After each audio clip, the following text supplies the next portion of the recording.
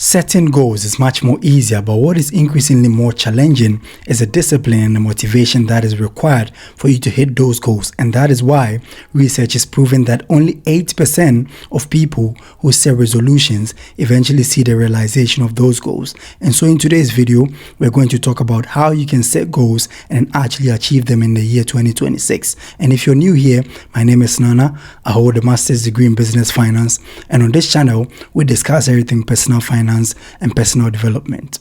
And so without further ado, we come to the first thing that needs consideration if you really want to set goals and achieve them, and that is to set identity-based goals. So what that simply means is that you need to become who you intend to be. And so this is how Napoleon Hill puts it. He says that whatever the mind can conceive and believe, it can actually achieve. So are you really working towards financial freedom? Then you have to perceive the version of you that would actually realize that financial freedom goal. And so for instance, in a simple survey, a group of voters were asked, are you going to exercise your franchise in the forthcoming election? And the second question was, are you a voter?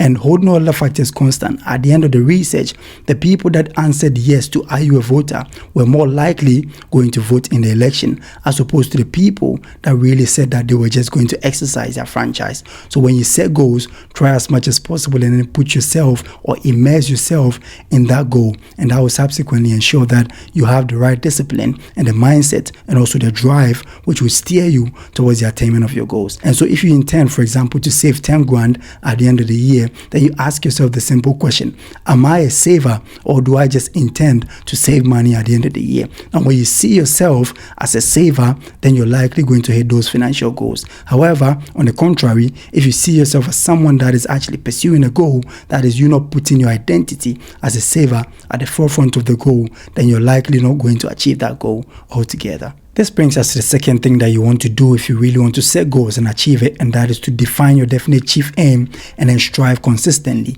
to attain it. So Napoleon Hill actually introduces the concept of a definite chief aim in his book Think and Grow Rich, and he says that a definite chief aim is that one goal that you're not willing in any way to compromise on. And so for example, in my case, it is the goal of empowering people financially, and that actually comes in the form of me having to shoot YouTube videos and sometimes even fiscally supporting people. But that is not enough. I want to strive consistently to the top where I become one of the greatest philanthropists of all time. And so you have to sit down and then ask yourself, what is the one goal that is so important to me? And what is that goal that if I am to attain it, it might probably be financial freedom, or it might be to lose weight, or it might be to actually pursue some level of further education and all of that. That is something that only you can define, but try as much as possible to sit down, write that goal down, and then break it down into tiny actionable steps, which will subsequently inform every single decision and your actions and inactions in the future.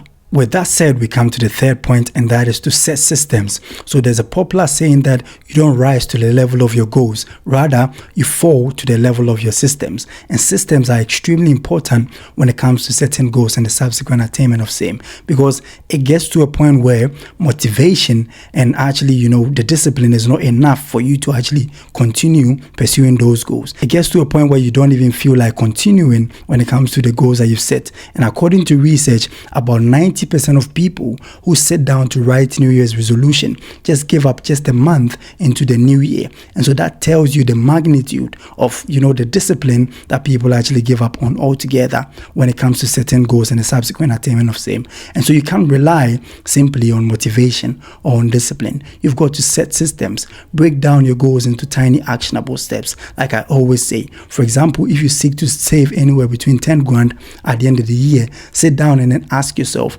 what am I likely going to do in order to make it possible for me to save that amount? So break that goal into tiny actionable steps, and that includes you having to save anywhere between $840 or pounds every single month. But then you can break it down further into weekly basis and then save anywhere between £210 or dollars every single week, and then on a daily you can save anywhere between 29 or 30 pounds or dollars, and that would ensure that at the end of the year you saved a lump sum of 10 grand altogether. And so that is one of the systems that you can actually put in place to ensure that you actually see some level of success when it comes to your financial goals. And that would actually make sure that every single goal also that you set becomes much more easier for you, because even when you don't feel like doing it, you still have the systems that would consistently ensure that you sail towards the attainment of that specific goal. This brings us to the next point, and that is to make your goals ridiculously emotional. So one of the key things that you need to know is that we as human beings are emotional beings, in that we respond to several things within the economy and several things in the environment emotionally, and then subsequently we back those emotions up with logic.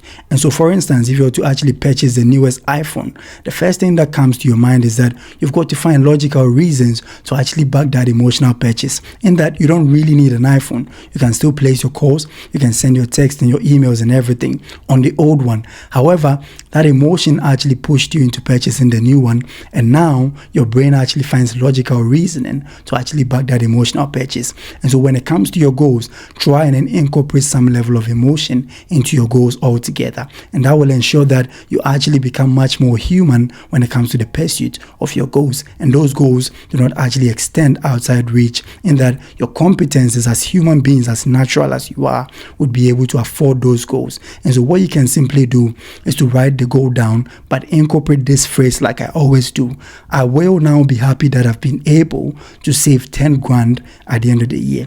Or if I'm able to save 10 grand at the end of the year, I will actually reward myself with so and so and so. That is actually attaching some level of emotion to the goal process altogether, and that will ensure that you pursue the goal and also attain it. This brings us to the next point, and that is to resort to habit stacking. So James Clear in Atomic Habit goes on to say that one of the most difficult things to do is to learn new habits, but what you can do is to attach new habits to old ones. So for example, if you want to take on the habit of actually having to floss your teeth every single day, you have to do that after you brush, because brushing has actually become much more, a process or something that you do on a daily basis. So just after brushing, what you can do is to floss. So the same thing applies to goals. Anytime that you set new goals, for instance, when it comes to your savings goals, the easiest thing you can do is to treat your savings as an expenditure.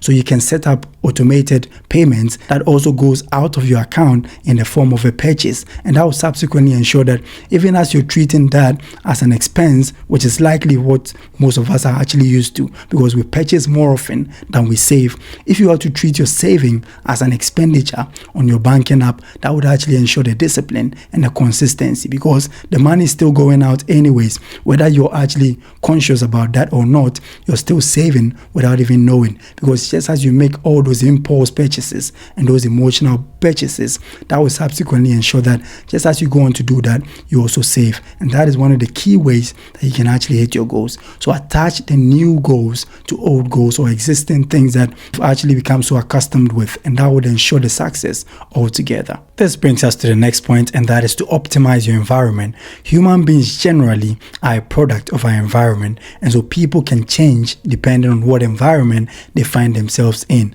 And so if you really want to start new habits or probably set new goals and become successful. So for instance, when I started this YouTube channel, one thing that really ensured my consistency was the fact that I placed my softbox and my tripod right in the center of the room. So anytime that I'm going to work or I come back from work, I still see them, and that actually reminds me that you actually have the goal of having to shoot, edit, and then posting 100 videos at the end of the year. And as I speak now, this is my 105th video. And that actually ensures that my environment is tweaked and optimized to the point where anytime that I set my eyes on all these gadgets, it actually reminds me of what my goal is. And so if your goal is to actually lose weight, what you have to do is to place healthy fruit or vegetables or something at eye level or openly in the middle of your living room. And that will subsequently remind you of the things that you have to consume in order to get into the right shape. And that is one of the key ways to set goals and then actually attain them, which might be needful in the year 2026.